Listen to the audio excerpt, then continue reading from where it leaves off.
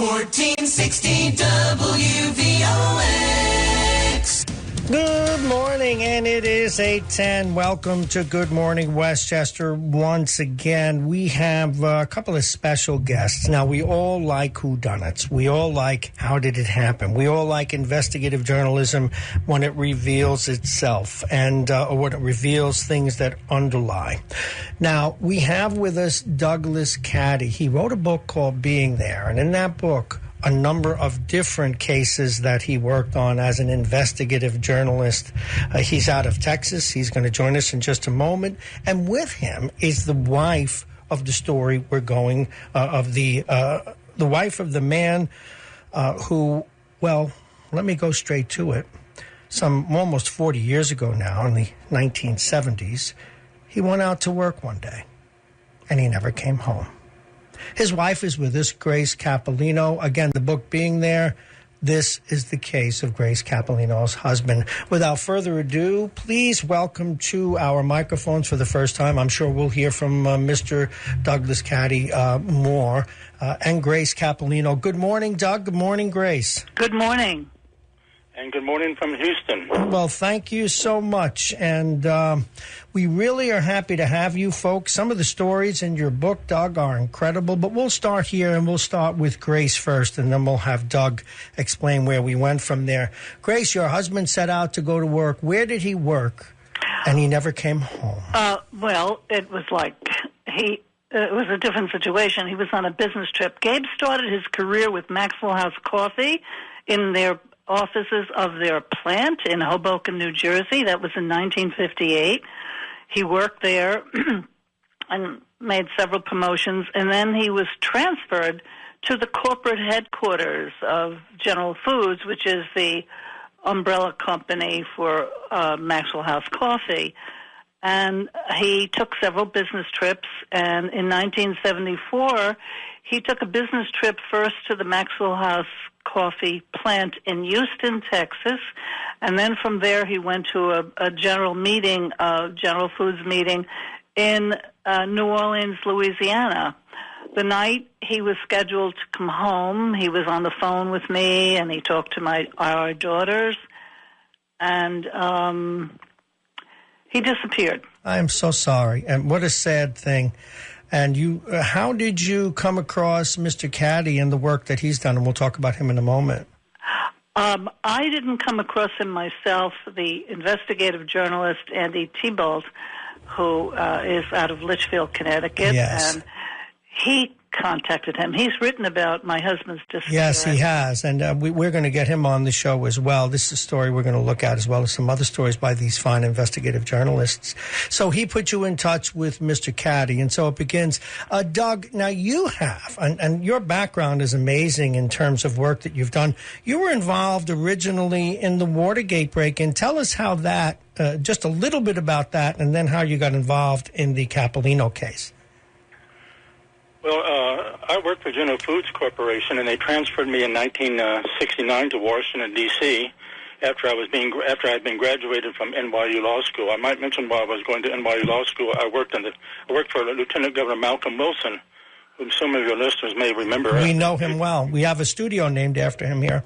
Okay, well, I worked for him for several years, and when I was graduating from law school, General Foods offered me a job, and because they had a problem in Washington. Sykes opened up their ice, which was a sweetener that they used, was banned by the FDA. So they asked me to follow government affairs, and after 2 years... Hold on just a second. I got to drop one of the calls. The Mullen Company, and which was a public relations firm, and I was to open up their office a year later, their Washington representative office for them exclusively. And 6 months after I arrived at the Mullen Company as an employee of General Foods, E. Howard Hunt arrived there. He had been placed there by Richard Helms. If I may, folks, a little background. E. Howard Hunt was one of the Watergate, one of the burglars, and who was wired in many different ways to the CIA and elsewhere. Continue, sir. Yes, he was a CIA employee, as was his wife, and after working in Washington for 2 years, I left and went with a law firm, and Howard Hunt was my first client. I did a number of mundane cases for him, such as writing a will and contacting publishers. He was an author. He published about 80 books in his lifetime.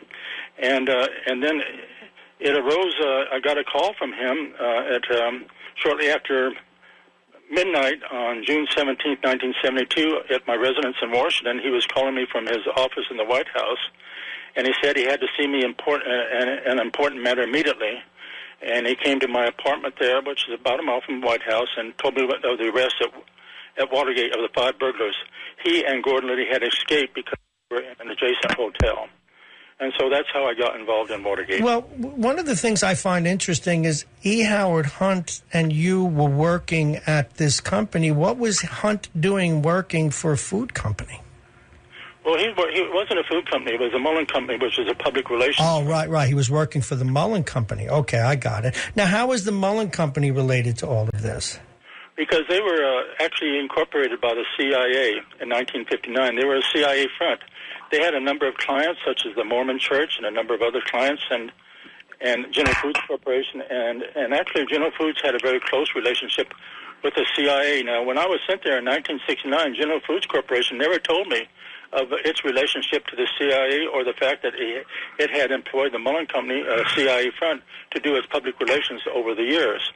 They kept this information from me, and it was only deep into the Watergate case that I learned from Senator Howard Baker that the Mullen Company was a CIA front, had been incorporated in 1959 by the CIA, and General Foods was one of its clients and working with the CIA. I feel I've been betrayed, to be honest. Sure, which brings us to this story, 817. Now, your book's been out for a while. Have you received any heat from the CIA because you have gone public with this in your book, or have you already gotten clearance from them to talk about this? Well, I don't need their clearance. I mean, I was never an employee of the CIA. No, okay. No, what I mean is that there were any state secrets involved, so they've not given you any grief. Oh, no, I haven't heard from any government agency that disputes what I write in my book. Okay, 817, we are talking with the author of the book, Being There, the kinds of cases that he's worked with you now know of, and certainly we have the link with the Mullen Company and General Foods. Douglas Caddy is the author, Grace Caporino, the wife of the man who went missing. So you get a call from Mr. Thibault. Where did that lead, and what about this story? What happened to Grace Caporino's husband? Well, I think Grace should answer that. Grace, go ahead. Yes, I will answer it. What happened was my husband was scheduled to fly back to Newark Airport. His best friend, his childhood friend from Hoboken, I mean, they were friends from the time we were 5 years old, was a teacher in Newark, New Jersey, and he was going to pick Gabe up. That was the arrangement. And then they were going to have dinner at his house. His name was Dom Donato. He's now deceased, but Dom met the plane, and Gabe wasn't on the plane, and I was at a lecture at Purchase College where I was getting my degree. I was getting my degree in literature. Mm-hmm. Later became part of their literature faculty after a high school teaching career. So I came home, and my daughter said, Daddy wasn't on the plane, and any mother, any wife, knows what that's like. Terror strikes, and you're just paralyzed with fear. So the first thing I did was call our friend Dominic, and then I called the New Orleans Police Department. And I said, who I was, and my husband was missing. And they were very cavalier, and they said, no, lady, don't worry about it. Go to bed. They all turn up in a few days. And I was panicked. I said to them, please do something. Maybe he's in the hospital.